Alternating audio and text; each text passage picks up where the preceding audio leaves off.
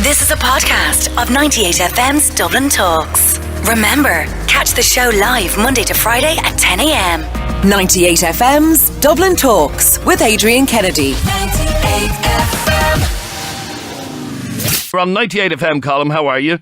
How are you doing? Colm, tell me what you witnessed in Bray. So basically, before anyone starts taking the high moral ground, I myself am an alcoholic and drug addict some 20 plus years. I'm in recovery the last 3 years, so Okay. I'm not going casting judgments on people willy-nilly, okay? I'm walking down the Bray front, you know, where all the bars and the beer gardens face out onto the seafront. So as I'm walking by with the grandkids and stuff like that, you know, I see out of the corner of my eye, I see a mother there, very drunk, with three very small children. One was in a pram, one was probably about 2, the other was about 4. And what I noticed, what drew me attention was that the kids were barefoot, okay? And you could see 2 of them were crying, and the mother was stupid drunk, okay? So I went over and I got speaking to her, because I run a homeless outreach service, so, you know, my awareness would be up around this stuff. I got speaking to the girl, and apparently she was out there all day. So I went into the chipper, I bought some food for the kids. Were absolutely starving, okay? They wolfed down the food. We then went and we had to buy little sandals that didn't even fit the children. Okay, I spent probably 2 hours with this girl.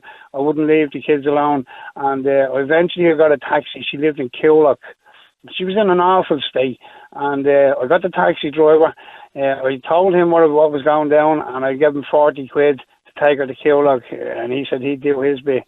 So no more than a half an hour later, I sees the girl again after putting her in a taxi with the 3 children in another beer garden as we were coming back down with ice creams a half an hour later with the kids, and there she is drinking again in another establishment, you know. And Okay, but isn't this, and I understand what you're after saying about having drug and alcohol issues yourself, but isn't this an exceptional case rather than a regular case? No, absolutely. You could come here and look at it, but it is an exceptional case, absolutely, because it's not happening every day.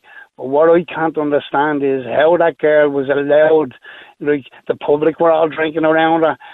Surely the onus is on the beer gardens and establishments to police this type of thing. Like, and what? Throw people out?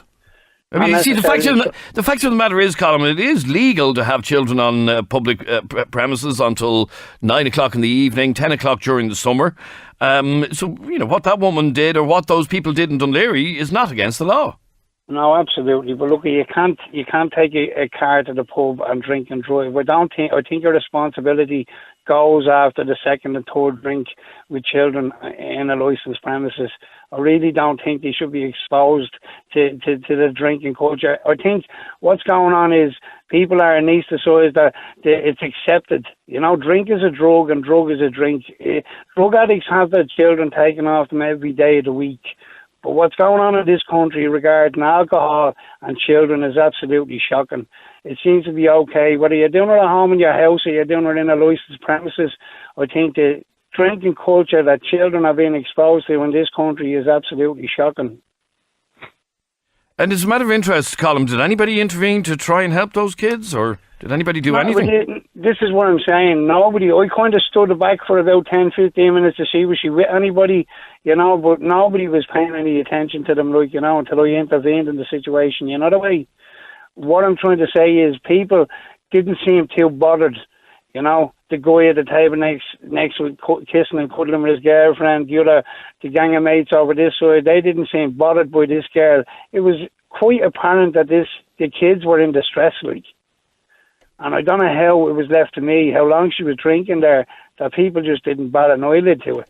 Do you get what I'm saying? I do, yeah. I know it's not happening every day, but what I'm saying is that girl and them kids should have been picked up long before I walked past.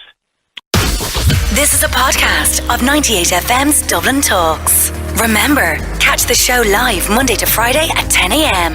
98FM's Dublin Talks with Adrian Kennedy. 98FM.